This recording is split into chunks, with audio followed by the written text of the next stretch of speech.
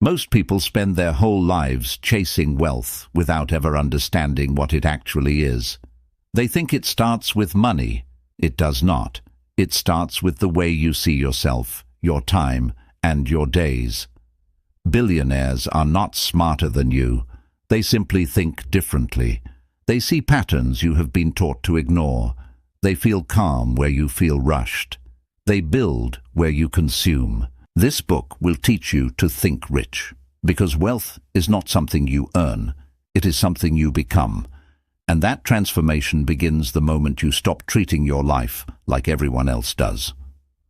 Let's begin. Chapter 1. Purpose. Before happiness. You have been lied to about happiness, not intentionally, not maliciously, but you have been told that happiness is the goal, that if you work hard enough, buy the right things, reach the right milestones, you will finally feel happy, and then life will make sense. But here is the truth. Happiness is not a destination, it is a side effect. Think about the last time you felt truly satisfied, not excited, not entertained, but deeply satisfied. Chances are it came after you finished something difficult, after you helped someone, after you created something or solved a problem that mattered. You were not chasing happiness in that moment. You were chasing usefulness, and happiness appeared as a result. The wealthiest minds understand this distinction. They do not wake up asking how to be happy today. They wake up asking how to be useful today, how to solve a problem, how to build something that lasts, how to serve a purpose larger than their own comfort. This is not about being selfless. It is about being smart, because purpose creates structure, and structure creates stability, and stability is the foundation of everything else. When you live without purpose, you drift. You chase distractions. You buy things to feel something. You scroll. You compare. You feel anxious without knowing why. You are not lazy. You are just untethered. And an untethered mind will always feel restless, no matter how much money it has. I see this everywhere. People with six-figure incomes who feel empty. People with impressive titles who feel lost. People with full calendars who feel like nothing they do matters. They have everything society told them would make them happy. And they are miserable, not because they are ungrateful, but because they built a life without a foundation. They achieved goals without understanding why those goals mattered in the first place. But when you have purpose, everything changes. Your decisions become clearer. Your energy becomes focused. You stop needing constant validation because you are measuring yourself against something real. You are building toward something. And that direction, that sense of movement, is what creates the feeling people mistakenly call happiness. Let me be clear. I am not saying you should suffer. I am not saying you should ignore your feelings or work yourself into exhaustion. I am saying that if you make happiness the goal, you will spend your entire life chasing it and never catching it. But if you make purpose the goal, happiness will follow you everywhere. Think about it this way. Happiness is like sleep. The harder you chase it, the more it eludes you. But when you stop chasing it and focus on something meaningful, it arrives naturally. You do not need to force it. You do not need to manufacture it. It is just there. As a result of living well, as a result of doing work that matters, as a result of becoming someone you respect. The ancient Stoics understood this deeply. Marcus Aurelius, one of the most powerful men in history, wrote in his private journal that the meaning of life is to be useful, to be honorable, to be compassionate, to have it make some difference that you lived at all.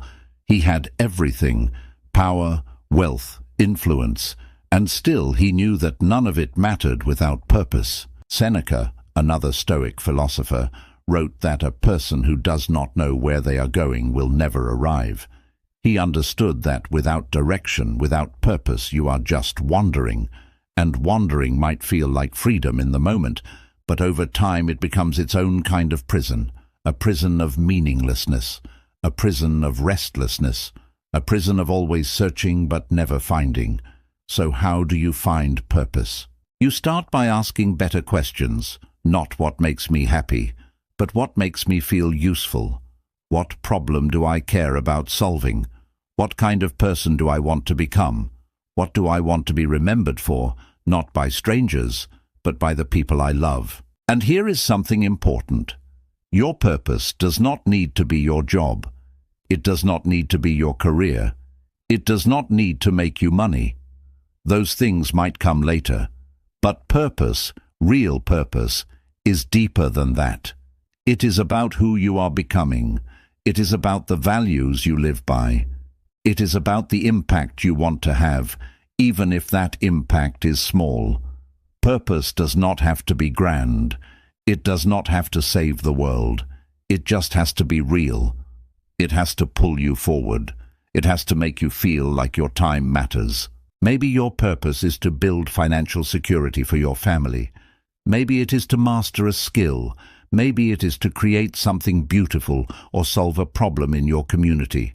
Maybe it is to become the kind of person who keeps their word, who shows up, who does not quit when things get hard. Maybe it is to raise children who are kind and strong. Maybe it is to help others in a way that only you can. Maybe it is to build something that outlasts you. Whatever it is, it needs to be bigger than your mood. Because moods change, motivation fades, but purpose stays. It is the anchor that keeps you steady when everything else is chaotic. And here is the secret that separates the rich from the rest. Rich people, truly wealthy people, treat purpose like a strategy. They do not wait to feel inspired. They do not wait for clarity to strike like lightning. They choose a direction and they move. And in the moving, the purpose becomes clearer. This is critical. Most people wait for purpose to reveal itself. They wait for a sign. They wait for certainty. They wait for the perfect moment when everything makes sense. But that moment never comes, because purpose is not something you discover. It is something you create through action. You do not find purpose by thinking. You find it by doing, by trying things, by failing at some and succeeding at others, by paying attention to what energizes you and what drains you, by noticing what you would do even if no one was watching, by observing which problems you naturally care about solving, by recognizing which conversations light you up and which ones bore you. Purpose reveals itself through experience, through experimentation, through engagement with the world, and the only way to gain that experience is to start moving, to start trying, to start doing something, anything that feels like it might matter. And here is what happens when you do this. You begin to notice patterns. You begin to see what pulls you forward and what holds you back. You begin to understand yourself better, and in that understanding, purpose emerges, not as a grand revelation, but as a quiet knowing, a sense of rightness, a feeling that says, yes, this is what I am here to do. This is the first shift. The first way a billionaire thinks differently. They do not optimize for happiness. They optimize for meaning, and in doing so, they create a life that feels rich long before the money ever arrives. Because here is what most people do not understand. Money amplifies who you already are. If you are lost without money, you will be lost with money. If you are empty without money, you will be empty with money. Money does not fill voids. It exposes them. But if you have purpose, if you know why you are here and what you are building, then money becomes a tool that helps you achieve your purpose faster, a tool that expands your impact, a tool that gives you freedom to focus on what matters most. This is why billionaires can lose everything and build it back, because they did not lose their purpose. They did not lose their sense of direction. They did not lose who they are. They lost money, and money can always be rebuilt. But purpose is the foundation. And if you have that, you can rebuild anything. If you take nothing else from this chapter, Take this. Stop asking if you are happy. Start asking if you are useful. Start asking if your days are building towards something. Start asking if you are becoming someone you respect. Because that is where wealth begins. Not in your bank account, in your sense of purpose. And once you have that, everything else becomes possible. Purpose is not a luxury. It is not something you think about after you have made it. It is the thing that makes everything else make sense.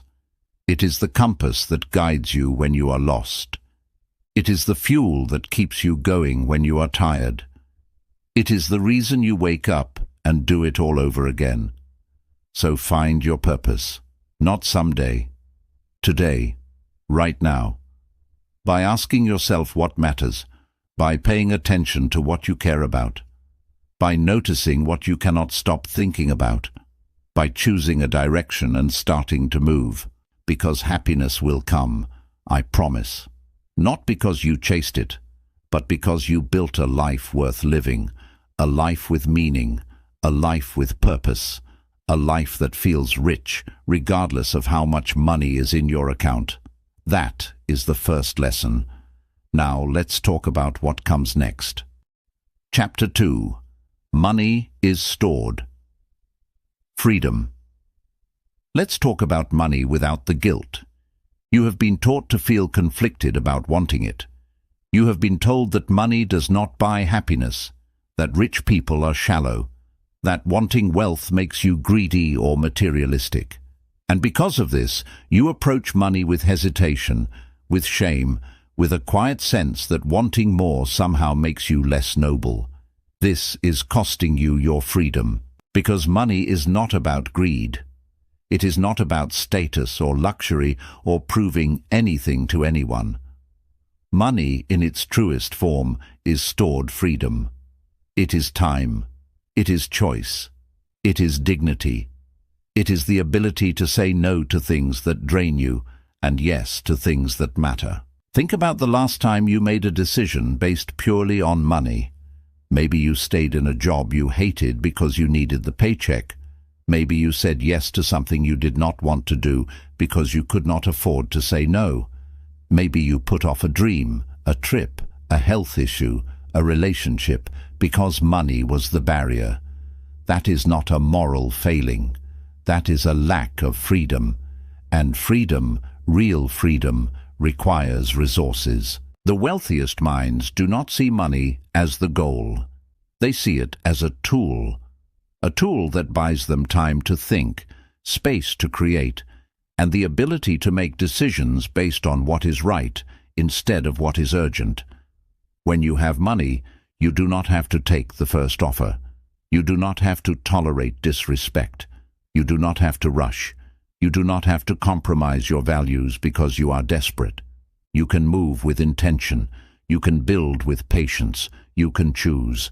And that is power. But here is where most people go wrong. They treat money like a scorecard, like a way to prove they are successful or important. They spend it to impress people. They chase it to fill a void. They use it to numb feelings they do not want to face. And because of this, they never actually become wealthy. They just become stressed at a higher income level. Real wealth is not about how much you make. It is about how much you keep, how much you control, and how much freedom you have created for yourself. Let me tell you what freedom looks like in practice. Freedom is waking up and not checking your bank account with anxiety. Freedom is being able to take a day off without panic. Freedom is having enough saved that an emergency does not become a crisis.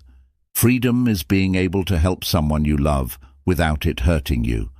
Freedom is not having to perform, pretend, or tolerate things that make you smaller. Freedom is being able to walk away from toxic situations, from bad bosses, from clients who disrespect you, from partnerships that are not working, from environments that drain you. Most people cannot do this, not because they do not want to, but because they cannot afford to. And that is not freedom, that is dependency. And dependency is expensive. It costs you your self-respect. It costs you your energy. It costs you your peace of mind. It costs you years of your life that you will never get back. This is what money buys, not things, not status, but space, breathing room, the ability to think long-term instead of just surviving short-term. And here is the shift. Once you stop seeing money as the enemy or the answer and start seeing it as a tool for freedom, everything changes. You stop feeling guilty for wanting it. You stop spending it to prove something. You start saving it, investing it, protecting it, and using it strategically. You start treating money the way a billionaire does, not as a trophy, but as a resource. Now, I know what you might be thinking. This sounds nice, but I am not there yet. I am barely making enough to cover my bills. How am I supposed to think about freedom when I am just trying to survive? I hear you, and I am not going to pretend that building wealth is easy when you are starting from zero. But I will tell you this. The mindset shift comes first. The behavior follows, and the results come last. If you see money as something dirty, something you are not supposed to want, you will unconsciously sabotage yourself. You will undercharge. You will avoid opportunities. You will spend emotionally. You will stay small because part of you believes that staying small is noble. I have seen this pattern destroy people, talented people, smart people, hard-working people. They have everything it takes to succeed except the belief that they deserve to. They were taught that wanting money is selfish, that struggling is virtuous, that rich people are evil and poor people are pure. And because of these beliefs, they stay stuck, not because they lack ability, but because they lack permission. Permission to want more, permission to build wealth, permission to prioritize their own financial security. But if you see money as freedom, as dignity, as the ability to take care of yourself and the people you love, you will start making different choices. You will start valuing your time. You will start learning skills that pay. You will start building systems that compound. You will start protecting what you earn instead of letting it slip through your fingers. This does not mean you become obsessed with money. It means you respect it. You treat it like what it is, a tool that expands your options. And here is the part that no one talks about. The more freedom you have, the more generous you can be. When you are not desperate, you can help others without resentment. When you are not struggling, you can give without it costing you your peace. Wealth does not make you selfish. Scarcity does. Think about it. When you are barely surviving, every request for help feels like a threat. Every unexpected expense feels like a disaster. Every act of generosity comes with guilt because you know you cannot afford it. That is not your fault. That is the reality of scarcity. Scarcity makes you small. It makes you protective.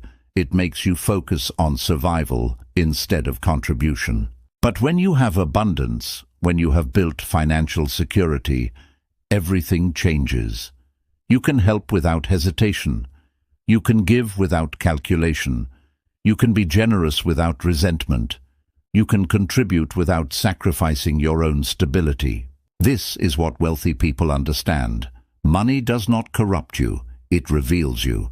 If you are kind, money makes you more kind because you have more capacity to help.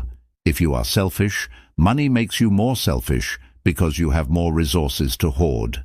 Money is a magnifier, and the only way to ensure it magnifies the best parts of you is to build the right relationship with it now, before you have it. So let go of the guilt.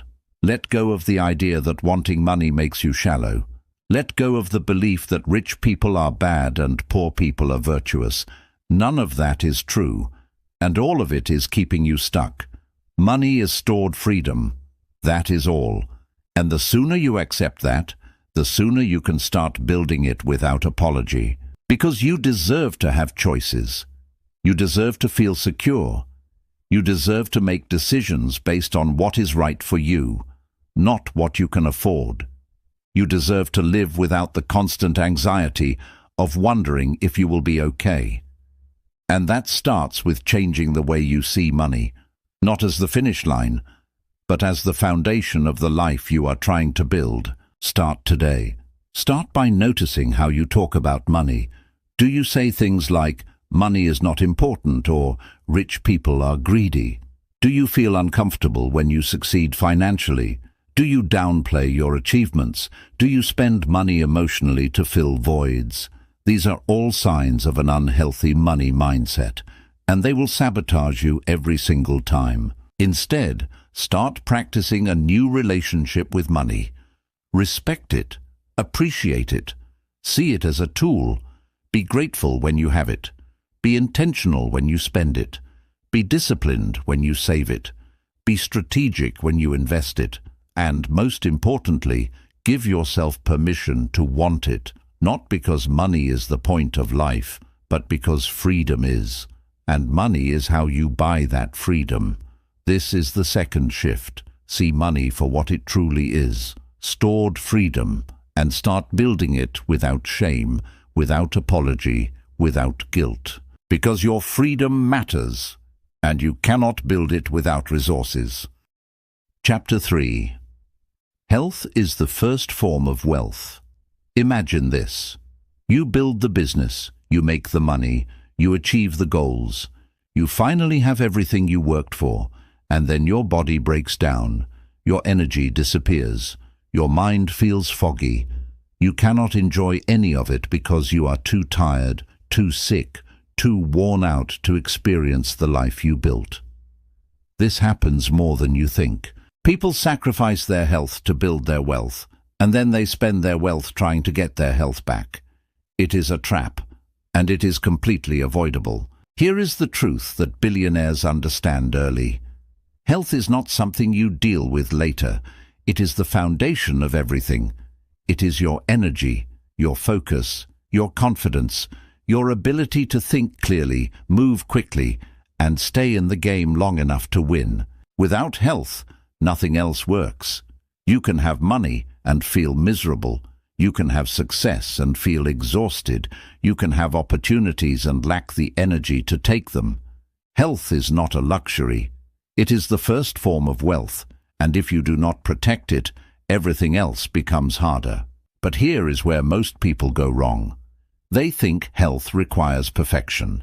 They think they need to wake up at 5 in the morning, run 10 miles, eat like a monk, and never enjoy anything. So they do nothing, because if they cannot do it perfectly, why bother at all? This is a mistake. Health is not about extremes. It is about standards. It is about raising the baseline of how you treat your body and your mind every single day. Not occasionally, not when you feel motivated, but consistently, because consistency is what compounds. Let me be very clear. You do not need to be an athlete. You do not need to look a certain way. You do not need to follow the latest diet trend or wake up before the sun. You just need to respect your body enough to take care of it. Because your body is the vehicle that carries you through life. And if you do not maintain it, it will break down.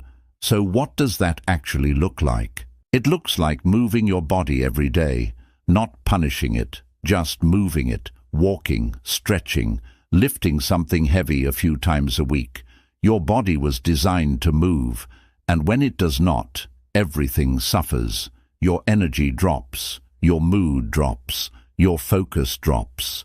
Movement is medicine, and it is free. It looks like eating food that makes you feel good, not just food that tastes good in the moment. You do not have to be perfect. You do not have to eliminate entire food groups. You just have to pay attention. Notice how you feel after you eat. Notice what gives you energy and what makes you crash, and then make better choices most of the time, not all the time, most of the time. It looks like sleeping enough. This is not optional. Sleep is when your body repairs itself. It is when your brain processes information. It is when your nervous system resets. If you are constantly tired, you are operating at half capacity, and half capacity will never build the life you want. Protect your sleep like you protect your money, because it is just as valuable. It looks like managing stress before it manages you. Stress is not the enemy. Stress is a response. And if you do not have a way to process it, it builds up. It shows up as anxiety, irritability, burnout, illness. You need a release, exercise, journaling, meditation, time in nature, something that lets your nervous system calm down, because a stressed mind cannot think clearly, and a mind that cannot think clearly cannot make good decisions. And here is the part that no one talks about. Health affects how you see yourself. When you feel strong, you feel confident. When you feel energized, you take action. When you feel good in your body, you show up differently. You speak differently. You carry yourself differently. People notice. Opportunities notice. Your health is your presence, and your presence is your power. Now, I am not saying you need to be obsessed with your body. I am saying you need to respect it. Because the wealthiest people in the world, the ones who build empires and sustain them, do not treat their health like an afterthought. They treat it like an investment. They know that their ability to perform, to focus, to outlast the competition depends entirely on how they feel. You cannot outwork a bad body. You cannot outthink chronic exhaustion. You cannot build wealth if you are too tired to show up. So here is the shift. Stop treating health like something you will get to eventually. Stop waiting until you have more time, more money, more motivation. Start now. Start small. Start with one thing. Move your body for 20 minutes today. Drink more water. Go to bed 30 minutes earlier. Cook one real meal. Take a walk outside. Something. Anything. Because the goal is not perfection. The goal is momentum. And once you start, you will notice something. You feel better. You think more clearly. You have more energy. You show up with more confidence. And that confidence creates opportunities. Those opportunities create results. And those results create wealth. Health is not separate from wealth. It is the foundation of it. Because you can have all the money in the world, but if you do not have the energy to enjoy it, what is the point? Take care of your body. It is the only place you have to live, and it is the only tool you have to build the life you want. Treat it like the asset it is, because it is the first form of wealth, and everything else depends on it. Chapter 4. Hard work is entry level. Leverage is the game. You were taught to work hard. Wake up early. Put in the hours. Grind it out. Sacrifice now. Enjoy later. And if you just work hard enough, long enough, success will follow. But here is the problem. Hard work is everywhere. Everyone is working hard. The person barely making rent is working hard. The person stuck in a job they hate is working hard. Hard work by itself does not make you wealthy. It just makes you tired. This is not a comfortable truth, but it is a necessary one, because the real game is not about effort. It is about leverage. It is about making your effort count more. It is about finding ways to multiply the value of your time, your skills, your energy, so that you are not just working harder, but working smarter. And this is where most people get stuck. They confuse motion with progress. They stay busy. They check boxes. They feel productive. But they are not actually moving forward. They are just running in place at a higher speed. Billionaires do not think this way. They think in terms of leverage. They ask themselves, how can I get more output from the same input? How can I make my time more valuable? How can I build systems that work without me? How can I own instead of just earn? This is the shift. From trading time for money to building assets that generate money. From doing everything yourself to creating systems that scale. From working in the business to working on the business. Let me break this down. There are 4 types of leverage: skills, ownership, systems, and scale. First, skills. Not all skills are equal. Some skills pay $10 an hour. Some skills pay $1,000 an hour. The difference is not effort. The difference is value. High-value skills are skills that solve expensive problems, skills that are rare, skills that require judgment, creativity, or expertise that cannot be easily replaced. Think about this. A cashier works hard, a construction worker works hard, a data entry clerk works hard, but their skills are common. Anyone can learn them quickly, and because they are common, they do not command high pay. The market does not reward effort. It rewards value, and value is determined by scarcity and impact. Now think about a software engineer who can build complex systems, a salesperson who can close million-dollar deals, a marketer who can generate predictable revenue, a leader who can build and manage high-performing teams, a designer who can create experiences that people love. These skills are not common. They take time to develop. They require judgment. They create significant value, and because of that, they command higher pay. If you want to increase your income, you do not just work more hours. You develop more valuable skills. You learn to sell. You learn to communicate. You learn to code, to design, to write, to manage, to lead. You learn skills that companies will pay for, that clients will seek out, that markets will reward. And here is the key. You do not need permission to learn. You do not need a degree. You do not need to wait for someone to teach you. You can learn anything right now for free or cheap if you are willing to put in the time. The internet has destroyed the excuse of access.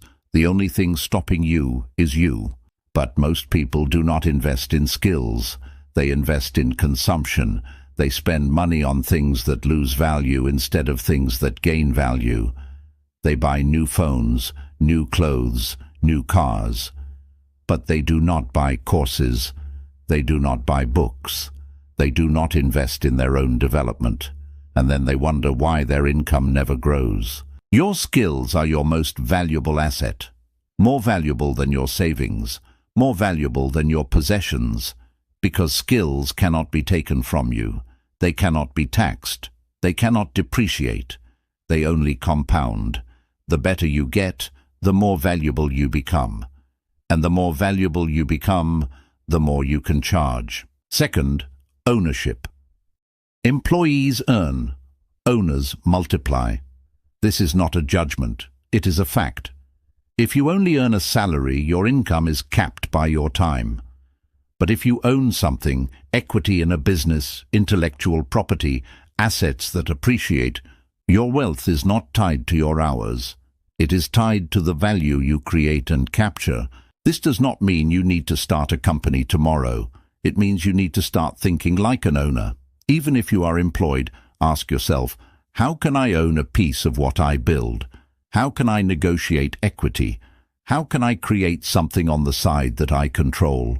How can I stop just renting out my time and start building something that belongs to me? Ownership is the fastest path to wealth because owners benefit from the upside. Employees get paid the same whether the company makes $1 million or $1 billion. Owners capture the difference. Think about the difference between renting and owning a home. When you rent, your monthly payment builds someone else's wealth. When you own, your monthly payment builds your own wealth. Every payment is an investment in an asset you control. The same principle applies to your work. When you are an employee, you are renting out your time. When you are an owner, you are building equity. And ownership does not always mean starting a business. It can mean owning stocks, owning real estate, owning intellectual property, owning a brand, owning a skill that you can package and sell, owning relationships that create opportunities. Ownership is about control, about capturing value, about building assets instead of just earning income. Third, systems. A system is anything that runs without you. A process, a team, a product, a piece of software, a brand. Anything that continues to produce value even when you are not actively working on it. Most people are the system. They are the bottleneck. Everything depends on them, and because of that, they can never scale. They can never rest. They are trapped by their own indispensability. But wealthy people build systems. They document, they delegate, they automate, they create processes that can be repeated, taught, and scaled. And because of this, they are not limited by their own time. They can be in one place while their systems work in 10 others. This is how you go from making money to building wealth. You stop being the engine and you start being the architect. Think about a restaurant owner who works in the kitchen every day. They make great food. Customers love it, but they are stuck. They cannot open a second location because they are the one cooking. They cannot take a vacation because the restaurant falls apart without them. They built a job, not a business. Now think about a restaurant owner who creates systems, recipes that anyone can follow, training programs that teach employees how to deliver consistent quality, standard operating procedures for every task, management structures that ensure the restaurant runs smoothly without them. That owner can open 10 locations. They can take vacations. They can sell the business for a profit because they built a system, not just a job. This applies to everything. If you are a freelancer, can you create templates, processes, and systems that allow you to deliver faster and better? If you are a consultant, can you package your knowledge into a course or a framework that can be sold repeatedly? If you are a creator, can you build a content system that produces valuable output consistently? Systems are how you escape the time for money trap. They are how you multiply your impact. They are how you build something that lasts beyond you. Fourth, scale. This is the multiplier. It is the difference between serving one person at a time and serving 1,000 people at once, between writing one email and sending one email to 10,000 people, between selling one product and selling one product to a global market. Scale is what separates a comfortable income from generational wealth, and the internet has made scale accessible to everyone. You do not need a factory. You do not need a storefront. You can build an audience, create a product, launch a service, and reach millions of people from your laptop. The question is not whether you can scale. The question is whether you are building something that is scalable. Are you trading time for money, or are you building something that can grow without you? Are you thinking local, or are you thinking global? Are you focused on today, or are you building for tomorrow? Think about the difference between a local service business and a software company. A local business is limited by geography. A software company can serve the entire world. A local business requires more employees for more revenue. A software company can serve 1 million customers with the same team size. A local business grows linearly. A software company grows exponentially. This does not mean you need to build software. It means you need to think about scale. Can you serve more people without proportionally increasing your effort? Can you create something once and sell it many times?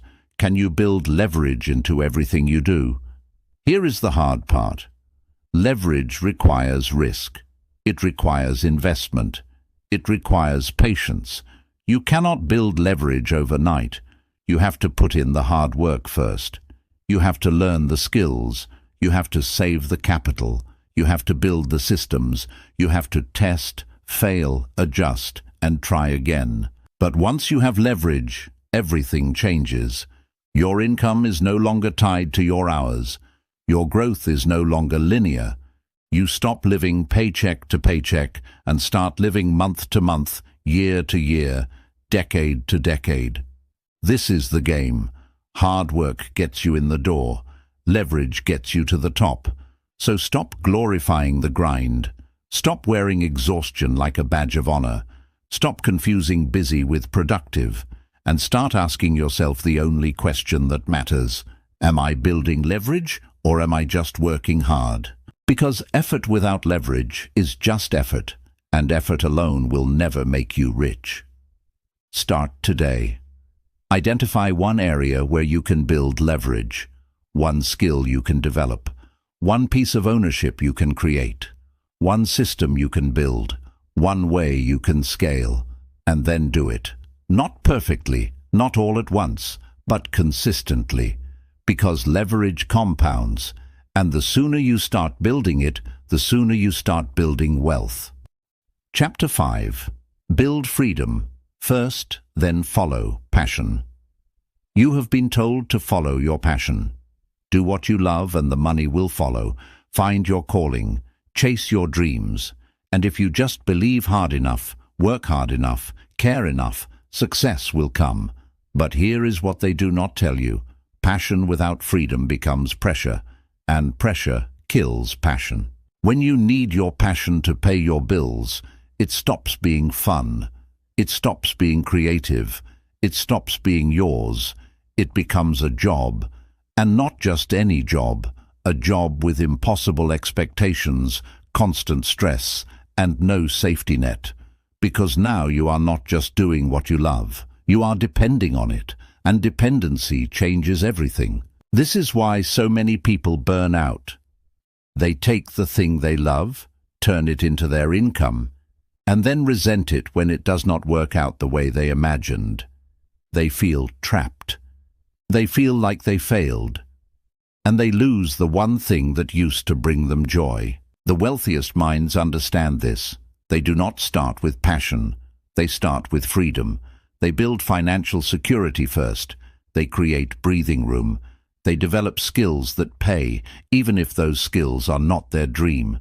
And once they have stability, once they have options, then they explore passion on their terms, without desperation, without the weight of survival on their shoulders. This is not about giving up on your dreams. This is about protecting them, because passion is fragile, and if you put too much pressure on it too soon, it breaks. Let me explain. Imagine you love painting. You love it more than anything. It brings you peace. It makes you feel alive, and someone tells you, just paint full-time. Quit your job. Follow your passion. The money will come. So you do. You quit. You paint. You try to sell. And now every brushstroke is connected to whether you can pay rent. Every piece you create is measured by whether someone will buy it.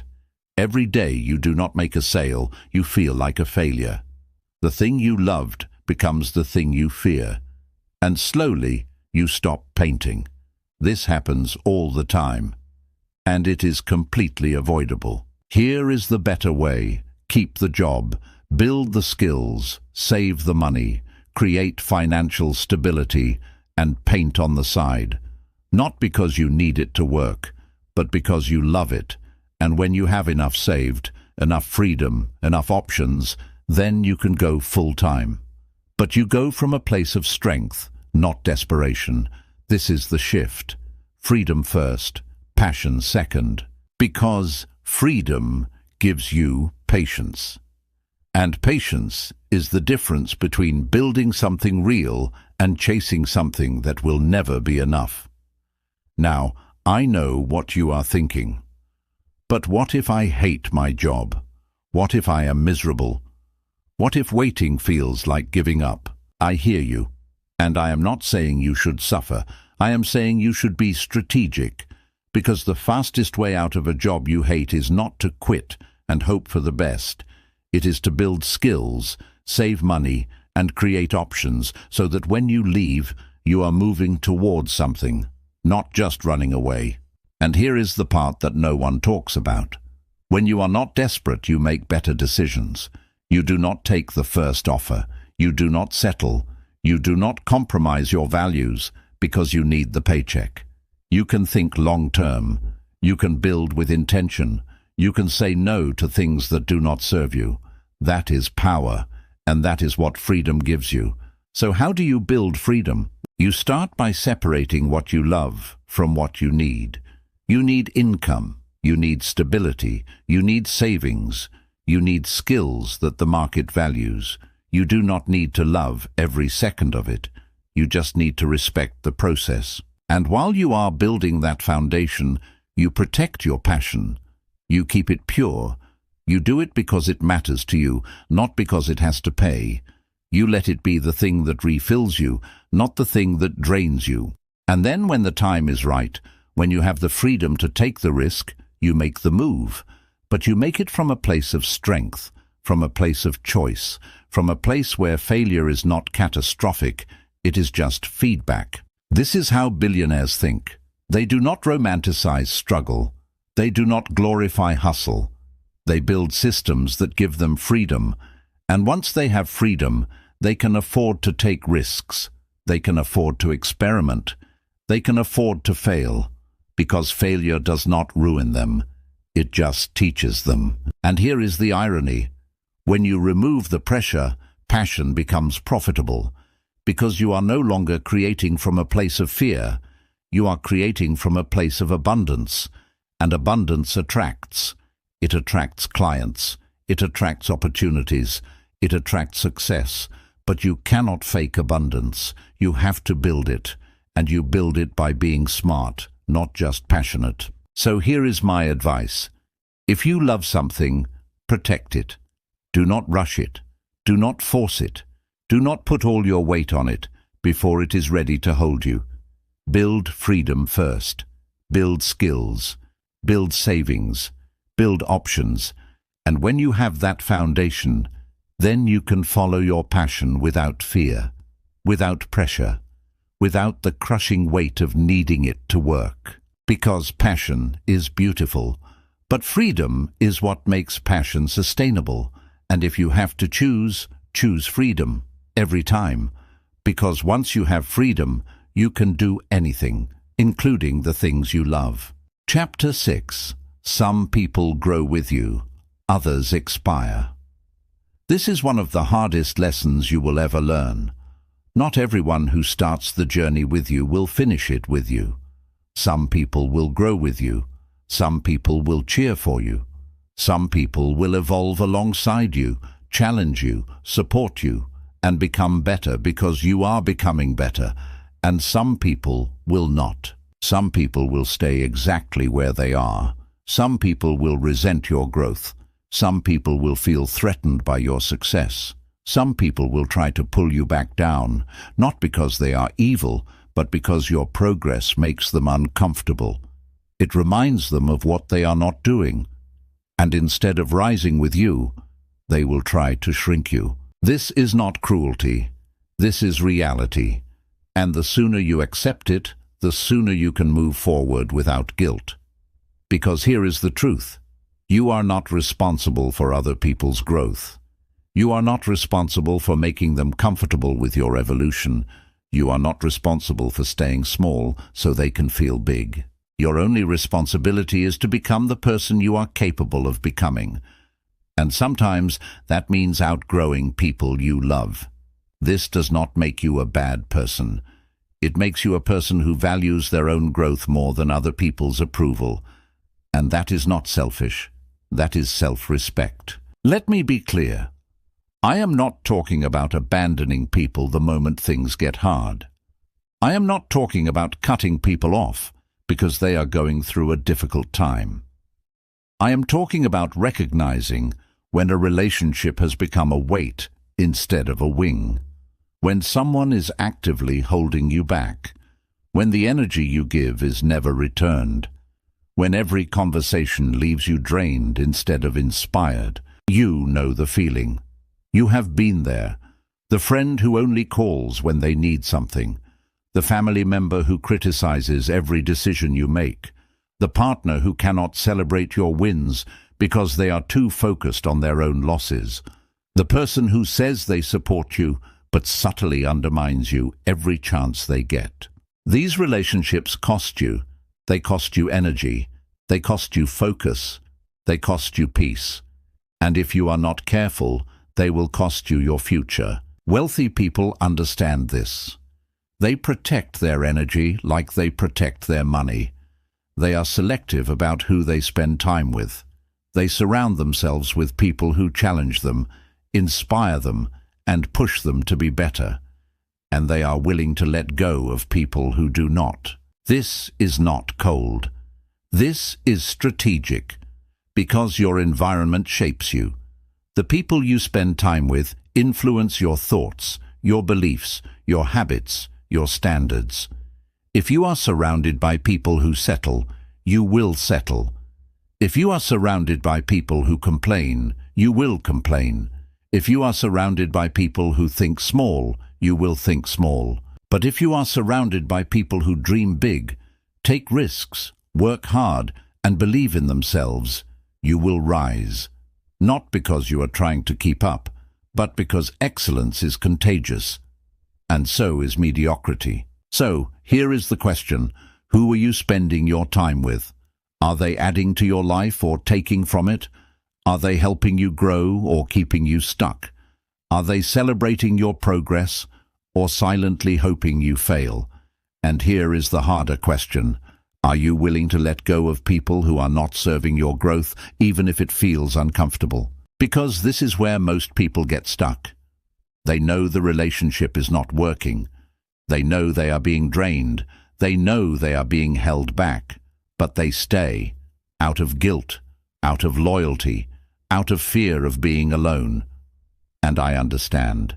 Letting go is hard, especially when it is someone you have known for years, someone you care about, someone who was there for you in the past. But here is the truth.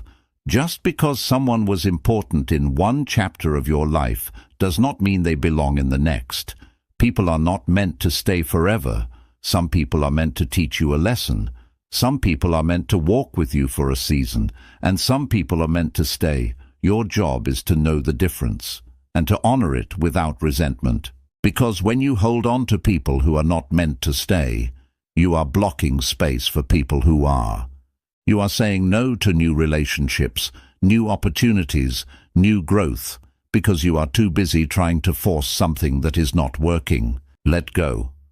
Not with anger, not with bitterness, but with gratitude. Thank them for what they taught you. Thank them for the time you had. And then move forward. Because the people who are meant to be in your life will grow with you. They will not feel threatened by your success. They will not try to dim your light. They will celebrate you. They will push you. They will match your energy. And they will make you better. And here is the beautiful part. When you stop settling for relationships that drain you, you create space for relationships that fill you. You start attracting people who are on the same path. People who value growth. People who understand that becoming better is not a betrayal of where you came from. It is a commitment to where you are going. This is the shift. Stop feeling guilty for outgrowing people. Stop apologizing for wanting more. Stop shrinking yourself to make others comfortable. Grow, evolve, become. And trust that the people who are meant to be with you will rise with you. And the people who do not, let them go. With love, with respect, but without hesitation. Because your future is too important to be held hostage by your past. Chapter 7. Volume creates luck. You think some people are just lucky. They stumble into opportunities, they meet the right people, they launch at the right time, they succeed while you struggle, and you wonder, why them? Why not me? Here is the truth. Luck is not random. Luck is a result. It is a result of volume. The more you try, the more you create, the more you put yourself out there, the more chances you have to get lucky. It is not magic. It is math. It is probability. And probability favors the people who stay in the game long enough to win. Most people try once, twice, maybe 3 times, and when it does not work, they stop. They say, I tried. It did not work. I guess it is not meant for me. And they walk away. But the people you call lucky, they did not try 3 times. They tried 30 times, 300 times. They failed more than you tried. They got rejected more than you applied. They created more than you consumed.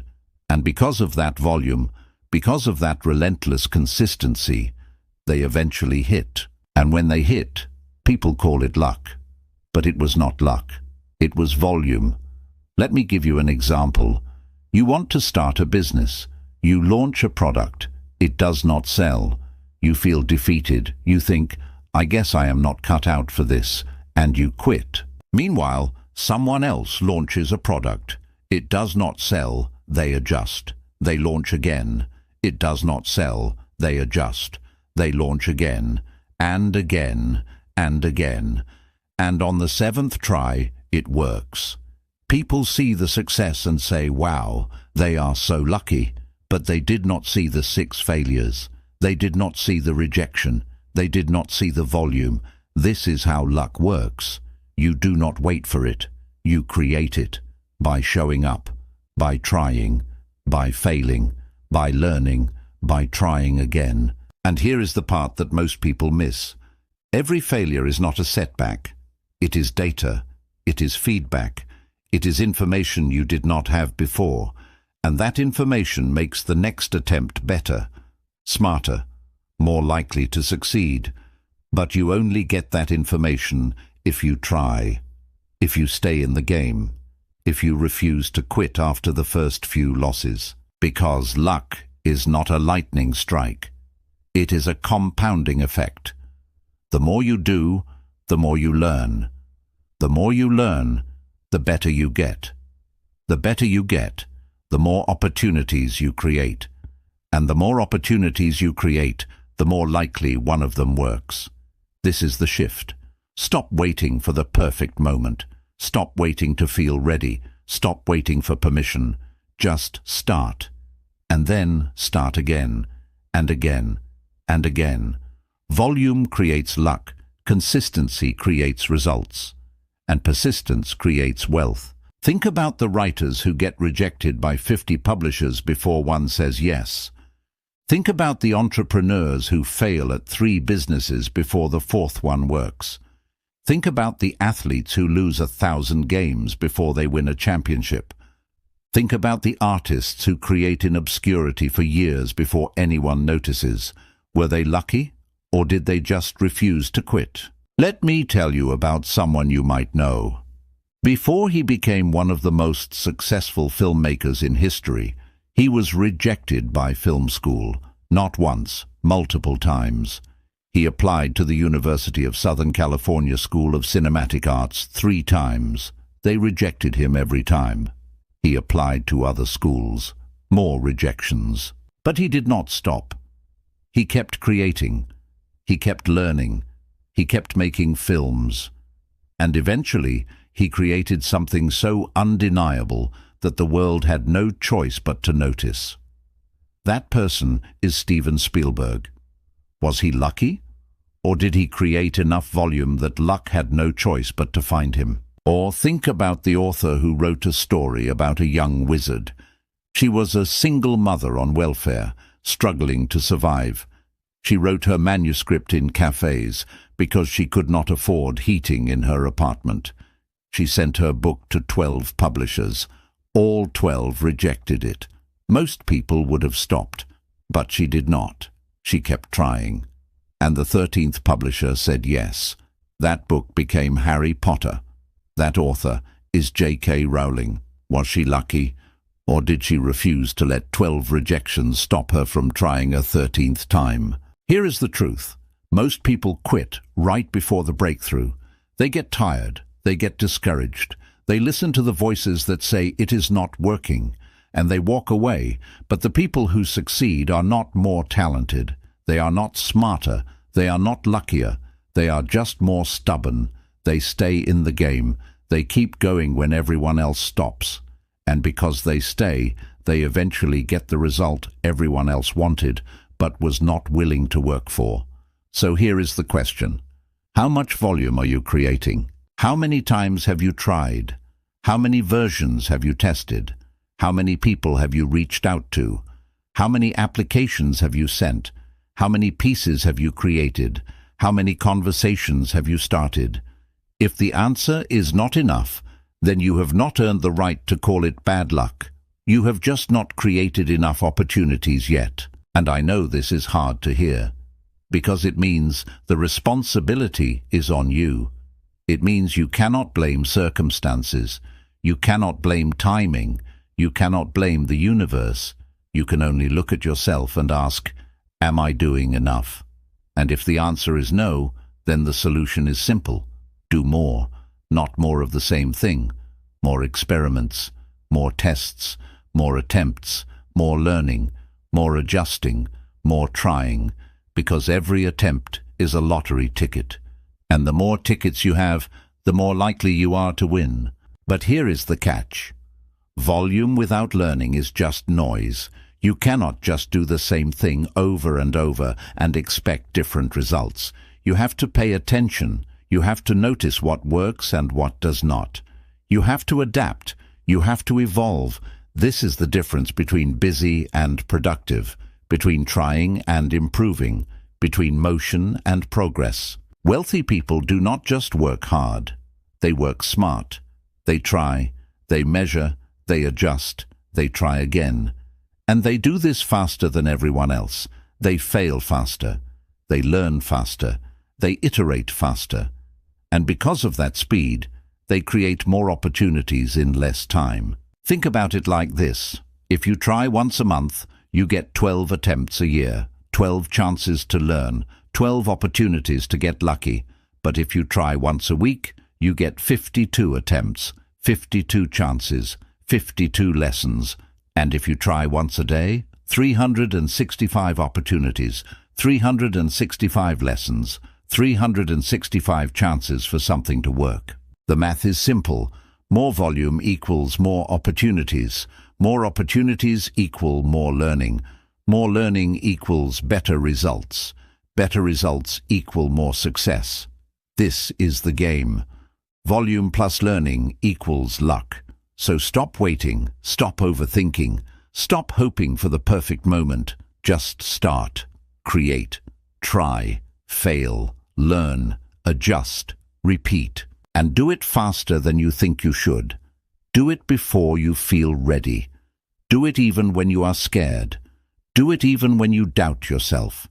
Because action creates clarity, and clarity creates confidence, and confidence creates results. You do not need to know everything before you start. You just need to start. And then let the process teach you. Let the failures guide you. Let the feedback inform you. Let the volume compound. Because luck is not coming to save you. You have to create it. One attempt at a time. One failure at a time. One lesson at a time. And if you do this long enough, consistently enough, intelligently enough, you will get lucky, I promise. Not because the universe favors you, but because you gave yourself enough chances to win. That is how luck works. That is how wealth works. That is how everything works. Volume creates luck. So create more volume. Start today, right now. What is one thing you can try? One person you can reach out to? One piece you can create? One idea you can test? Do not overthink it. Just do it. And then do it again tomorrow, and the day after that, and the day after that. Because the only difference between you and the people you think are lucky is volume. They tried more, they failed more, they learned more, they persisted more. And you can too, starting right now. Chapter 8. Boredom is a competitive advantage. You are addicted to stimulation. And I am not judging you. We all are. We reach for our phones the moment we feel bored. We scroll when we should be thinking. We consume when we should be creating. We need constant input, constant entertainment, constant distraction. And because of this, we never sit with ourselves long enough to build anything meaningful. This is costing you more than you realize. Because boredom is not the enemy. Boredom is the space where all meaningful work happens. It is the space where you think deeply, where you solve problems, where you create, where you build. And if you cannot tolerate boredom, you cannot build wealth. Let me explain. Wealth is built through repetition, through doing the same thing over and over until it compounds, through showing up every day, even when it is not exciting, through focusing on one thing long enough to get really good at it, through patience, through discipline, through the boring, unglamorous work that no one sees and no one celebrates. But most people cannot do this, because most people need novelty. They need excitement. They need instant feedback. They need to feel like they are making progress every single day. And when they do not get that, they quit. They move on to something new, something shinier, something that feels more exciting. And because of this, they never build anything. They start 100 things and finish none. They chase trends instead of mastering skills. They bounce from idea to idea, hoping one of them will be the magic shortcut. But there is no shortcut. There is only the boring, repetitive work that most people are not willing to do. And this is your advantage. If you can learn to tolerate boredom, if you can learn to embrace repetition, if you can learn to focus on one thing long enough to see it through, you will outlast 99% of people, because everyone wants results. But very few people are willing to do the boring work required to get them. Think about it. Writing the same type of content every day, making the same type of sales calls, refining the same process over and over, practicing the same skill until it becomes second nature, showing up even when no one is watching, even when nothing exciting is happening, even when you feel like you are not making progress. This is the work, and it is boring. And that is exactly why it works. Because while everyone else is chasing the next big thing, you are mastering the fundamentals. While everyone else is distracted, you are focused. While everyone else quits because it is not fun anymore, you keep going. And over time, that consistency compounds. It builds. It creates something real. This is what separates the wealthy from the rest. The ability to delay gratification. The ability to sit with discomfort. The ability to do the boring work without needing immediate validation. And here is the irony. The people who chase excitement never find it, because excitement fades, novelty wears off, and then they are back where they started, looking for the next hit.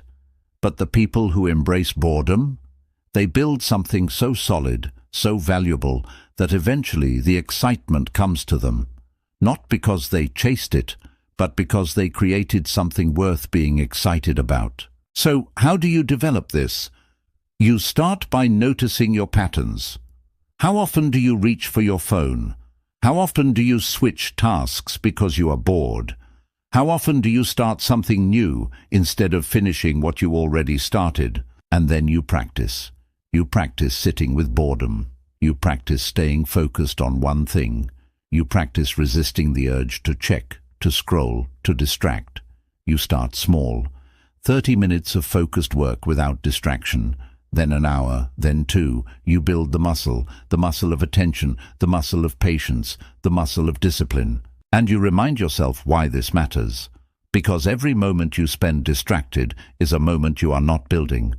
Every time you quit because it is boring, you are starting over.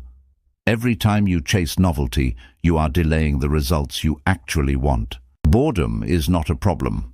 Boredom is a signal. It is a signal that you are doing something that requires discipline, something that requires patience, something that will actually matter in the long run. And if you can sit with that discomfort, if you can push through the boredom, you will build something that lasts, something that compounds, something that separates you from everyone else who gave up because it stopped being fun. This is your competitive advantage. Not talent, not intelligence, not even hard work, but your ability to tolerate boredom, your ability to stay focused when everyone else is distracted, your ability to keep going when everyone else quits. Because the world is full of people who start, but it is starving for people who finish. Be the person who finishes, even when it is boring, especially when it is boring, because that is where the wealth is. Chapter 9. Wealth requires emotional control. You can have the best strategy in the world. You can have the skills, the knowledge, the opportunities. You can have everything you need to succeed. And still, you will fail if you cannot control your emotions. This is the truth that no one wants to hear, because we like to think we are rational. We like to think we make decisions based on logic, on facts, on what makes sense. But the reality is, most decisions are emotional, and if you do not learn to manage those emotions, they will sabotage you every single time. Fear makes you quit. Impatience makes you chase shortcuts. Ego makes you take unnecessary risks. Insecurity makes you seek validation instead of value. Anger makes you burn bridges. Anxiety makes you hesitate when you should act. And all of this costs you. It costs you money. It costs you opportunities. It costs you relationships. It costs you the future you are trying to build. Wealthy people understand this. They know that emotional control is not a soft skill. It is the most important skill. Because the ability to stay calm under pressure, to think clearly when everyone else is panicking, to make decisions based on what is right instead of what feels urgent, that is what separates the successful from the struggling. Let me give you an example. The market crashes. Everyone is selling. Everyone is panicking.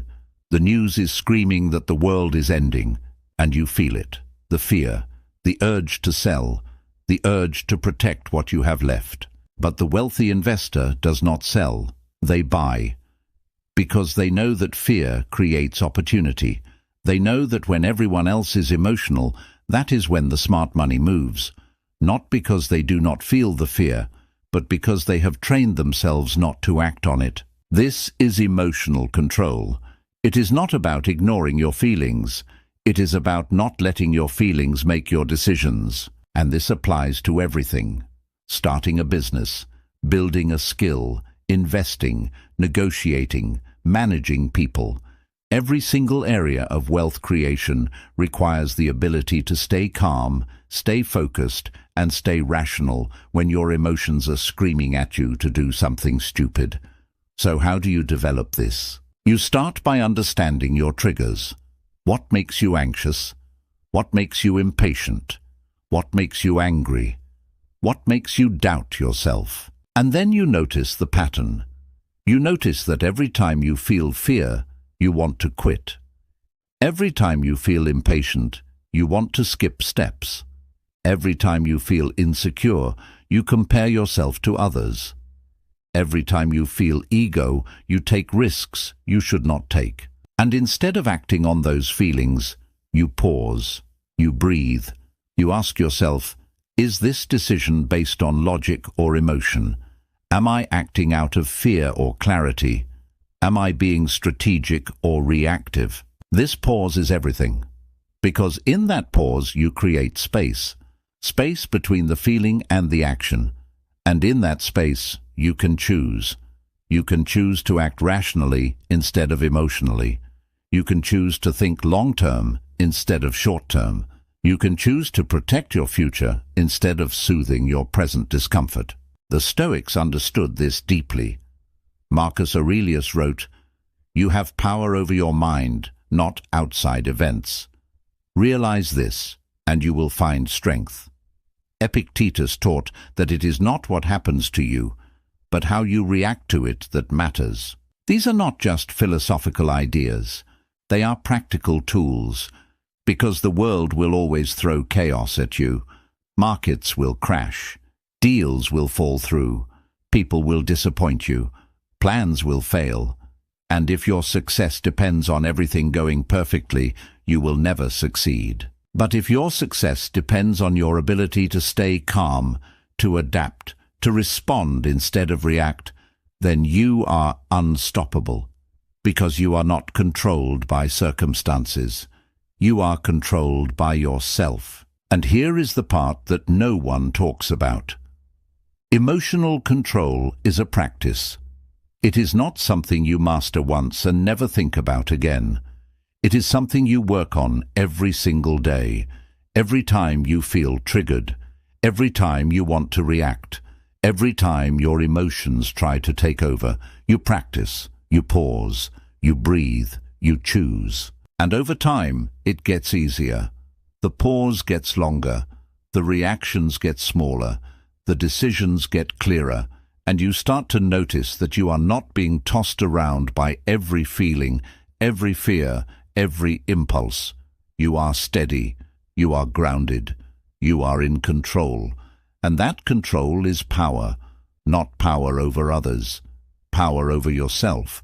And that is the only power that actually matters, because you cannot control the market, you cannot control the economy, you cannot control other people, but you can control how you respond, and that response determines everything.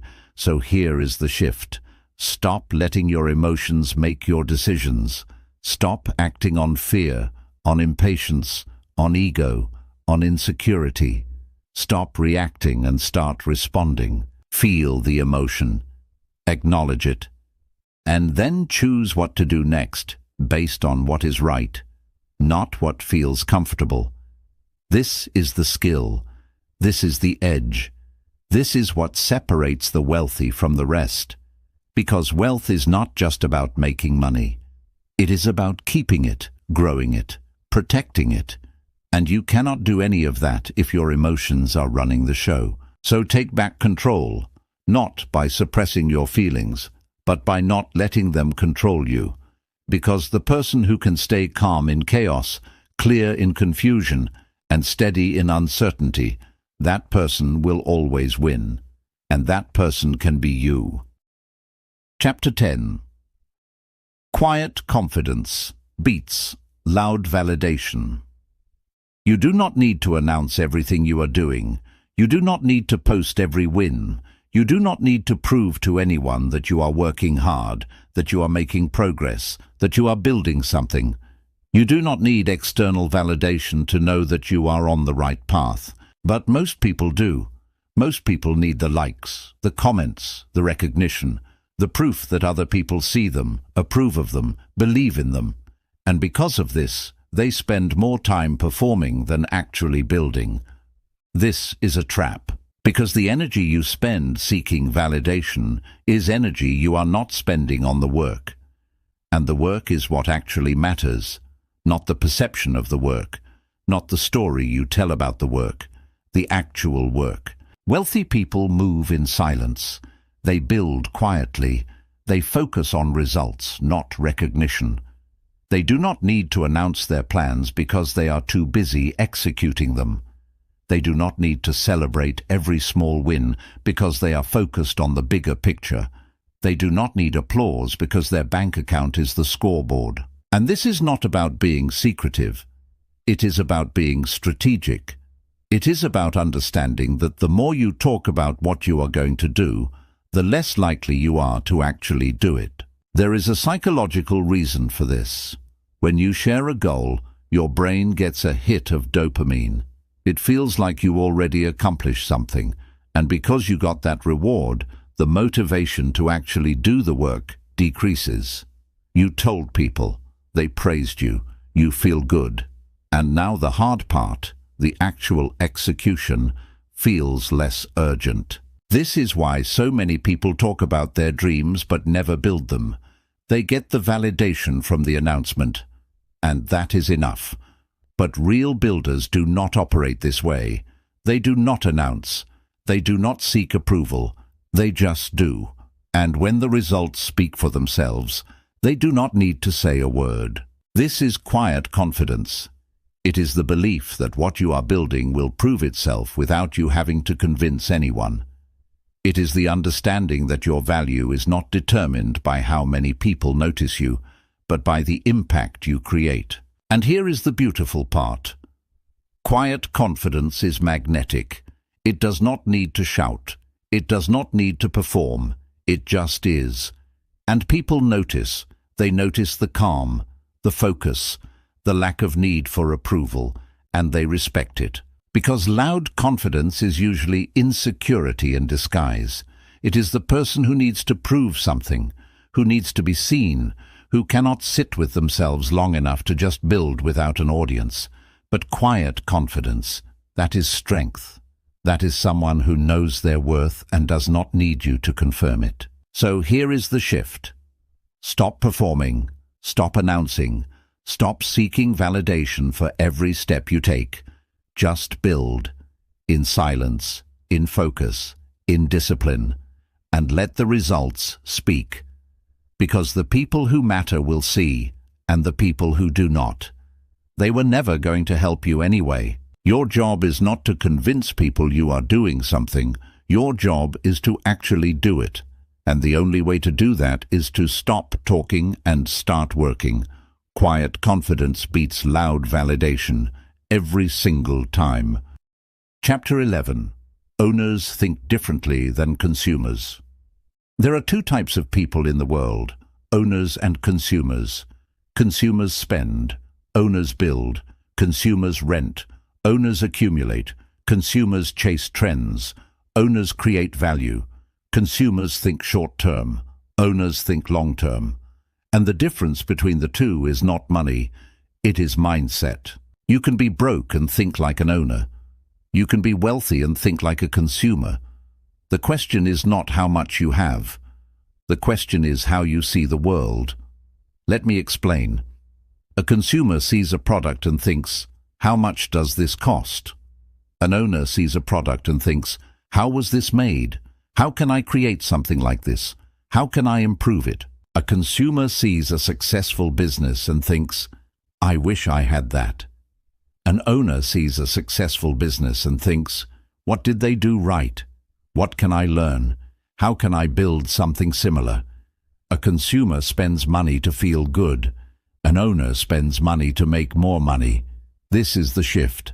From consumption to creation, from renting to owning, from spending to investing. And it starts with how you see yourself. Do you see yourself as someone who buys things or someone who builds things? Do you see yourself as someone who works for money or someone who makes money work for you? Because the moment you start thinking like an owner, everything changes. You stop wasting money on things that do not matter. You stop chasing status. You stop living paycheck to paycheck. You start asking different questions. Better questions, questions that lead to wealth. How can I own instead of rent? How can I create instead of consume? How can I build equity instead of just earning a salary? How can I make my money work for me instead of me working for it? These are the questions that separate the rich from the rest. And here is the good news. You do not need capital to start thinking like an owner. You do not need a business. You do not need investors. You just need to shift the way you see the world. You can start today, right now, by asking yourself, what can I own? What can I build? What can I create that has value beyond my time? Maybe it is a skill. Maybe it is a side project. Maybe it is a piece of content. Maybe it is a small investment. Maybe it is a relationship. Maybe it is equity in a company. Maybe it is a product. Maybe it is a service. It does not have to be big. It just has to be yours. Because ownership is the path to wealth. And the sooner you start thinking like an owner, the sooner you start building like one. This is the game. Stop consuming. Start creating. Stop renting. Start owning. Stop working for money. Start building assets that generate money. Because consumers stay broke. Owners get rich. Which one are you? Chapter 12. Time is the only non-renewable asset. You can always make more money. You cannot make more time. This is the most important truth you will ever learn. And most people do not realize it until it is too late. They spend their youth trading time for money. They spend their health for wealth. They spend their relationships for success. And then one day they look up and realize that all the money in the world cannot buy back the time they lost. This is the trap, and it is completely avoidable. Because time is not the enemy. Wasting time is the enemy. And most people waste their time without even realizing it. They waste it on people who do not matter, on tasks that do not move them forward, on distractions that feel urgent but are not important, on goals that someone else told them to chase, on living a life they think they are supposed to live instead of the life they actually want. And the cost is devastating, because every minute you spend on something that does not matter is a minute you will never get back. So here is the question. What are you doing with your time? Are you spending it intentionally?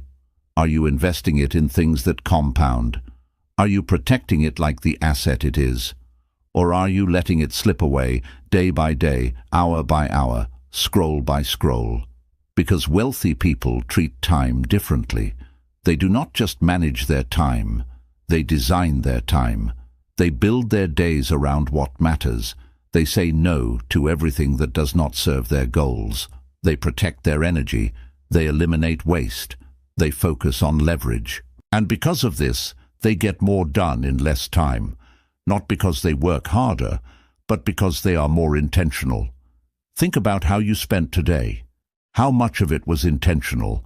How much was reactive? How many hours did you spend doing work that actually mattered? And how many hours did you spend in meetings that could have been emails, conversations that went nowhere, tasks that felt urgent but were not important? Most people do not track this. They do not pay attention. They just move from one thing to the next, reacting to whatever demands their attention. And at the end of the day, they wonder where all the time went. But wealthy people are different.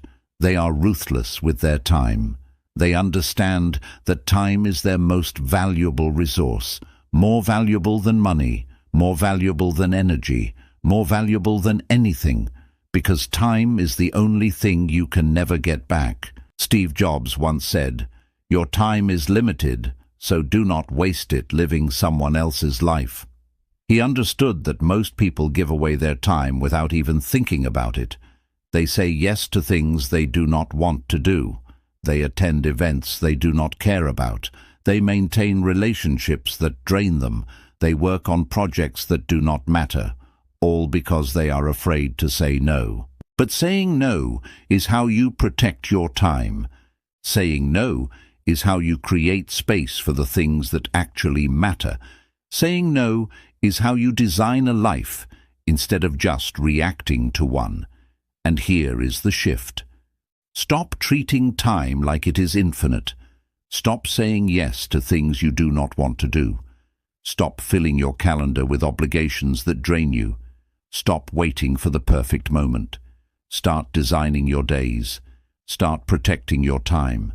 Start investing it in things that compound, in skills, in relationships, in health, in systems, in freedom. Because time is the only asset you cannot get back, and the way you spend it determines the life you build. Let me give you a framework. Every activity in your life falls into one of 4 categories: high value and high energy, high value and low energy, low value and high energy, low value and low energy. High value and high energy activities are the things that matter and energize you. Building your business, creating something meaningful, spending time with people you love, exercising, learning. These activities move you forward and make you feel alive. This is where you should spend most of your time. High value and low energy activities are important but draining. Taxes, admin work, difficult conversations. These things need to be done, but they cost you energy. The goal is to minimize, automate or delegate these as much as possible. Low value and high energy activities are fun, but do not move you forward. Scrolling social media, binge watching shows, gossiping. These things feel good in the moment but leave you empty. They steal your time and give you nothing in return. Low value and low energy activities are the worst. Meetings that could have been emails, obligations you do not care about, relationships that drain you, busy work that feels like productivity but is not. These activities need to be eliminated completely. If you want to build wealth, you need to spend more time in the first category and eliminate the rest. You need to be ruthless. You need to say no. You need to protect your time like it is the most valuable thing you own, because it is. And here is what most people do not understand. Time is not just about hours. It is about energy. You can have 10 hours in a day, but if you are exhausted, distracted, or stressed, those hours are worthless. But if you have 4 hours of focused, energized time, you can accomplish more than most people do in a week. This is why wealthy people prioritize rest, why they exercise, why they say no, why they protect their mornings, why they eliminate distractions, because they know that energy is what makes time valuable, and if you do not protect your energy, your time is useless. Think about your morning routine. Do you wake up and immediately check your phone? Do you start your day reacting to other people's priorities? Or do you start your day with intention, with movement, with focus, with time for yourself before you give your time to the world?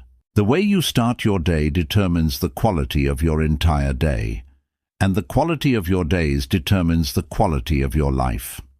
Wealthy people design their mornings.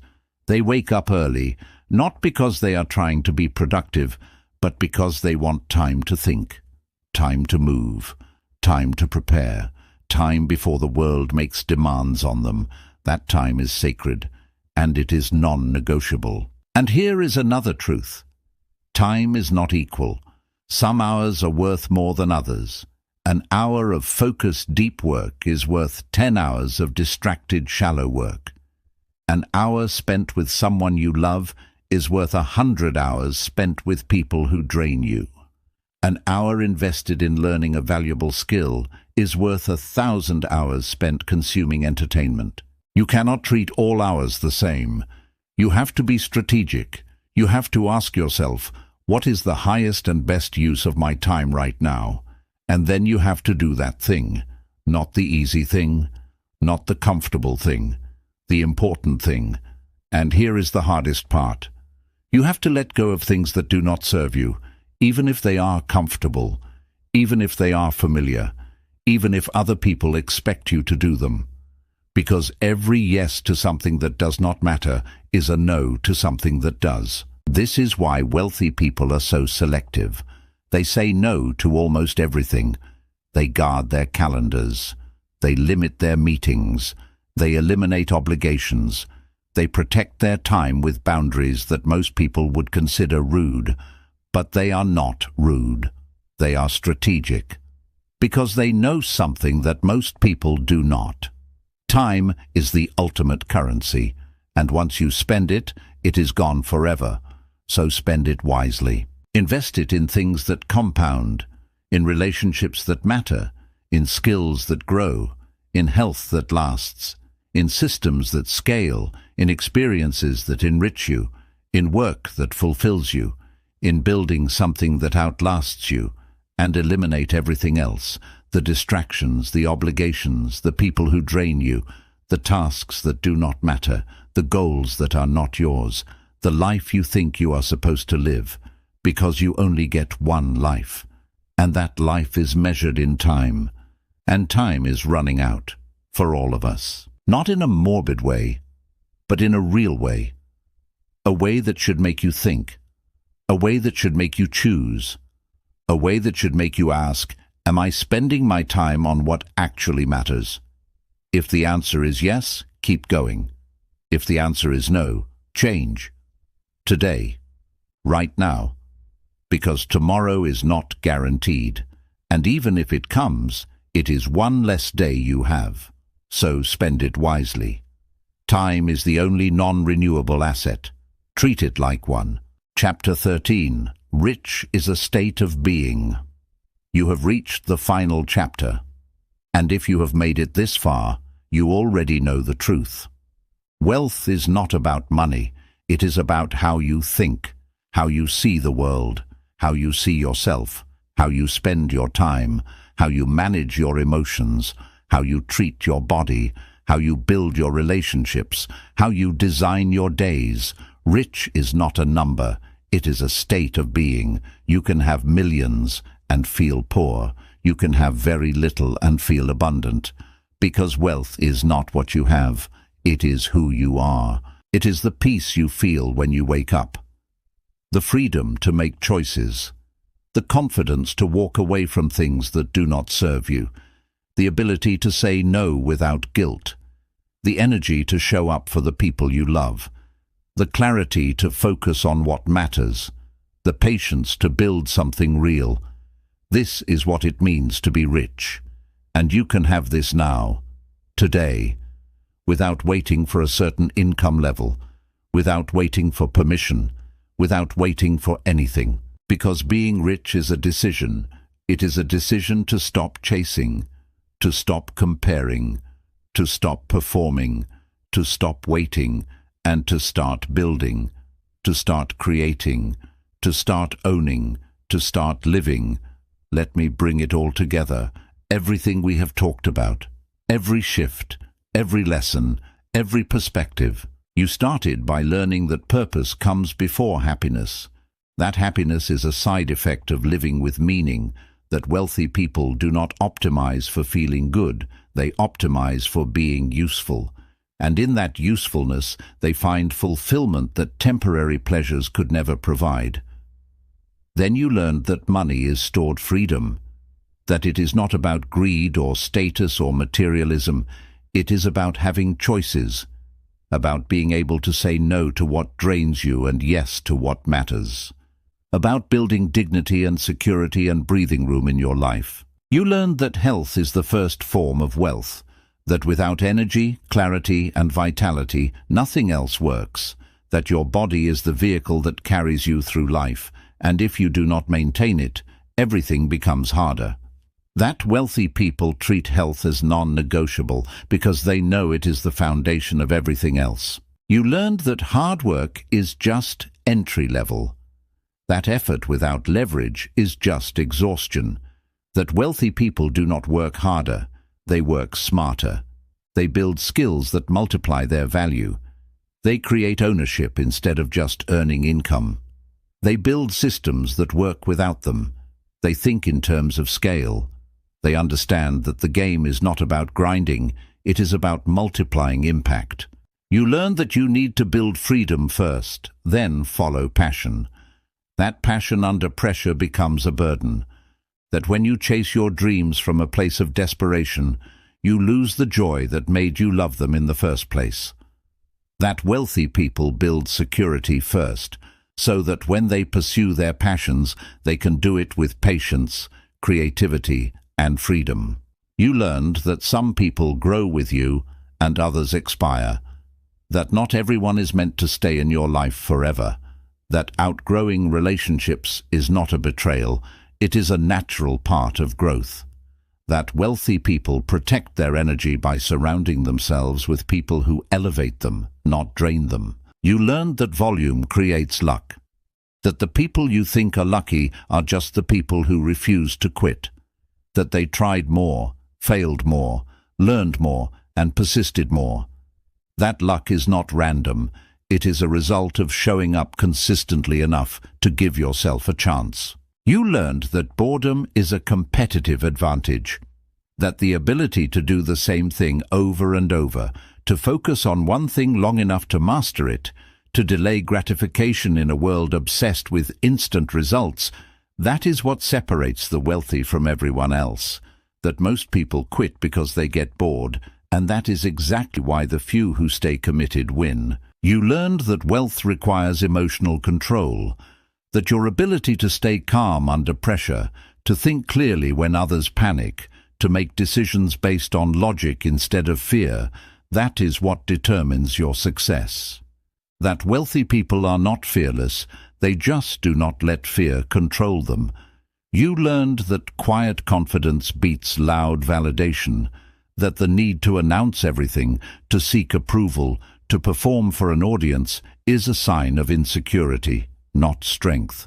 That wealthy people move in silence, build in private, and let their results speak for themselves. You learned that owners think differently than consumers, that consumers spend, owners build, that consumers rent, owners accumulate, that the shift from consumption to creation, from renting to owning, from short-term thinking to long-term building, that is the shift that creates generational wealth. You learned that time is the only non-renewable asset, that you can always make more money, but you can never make more time.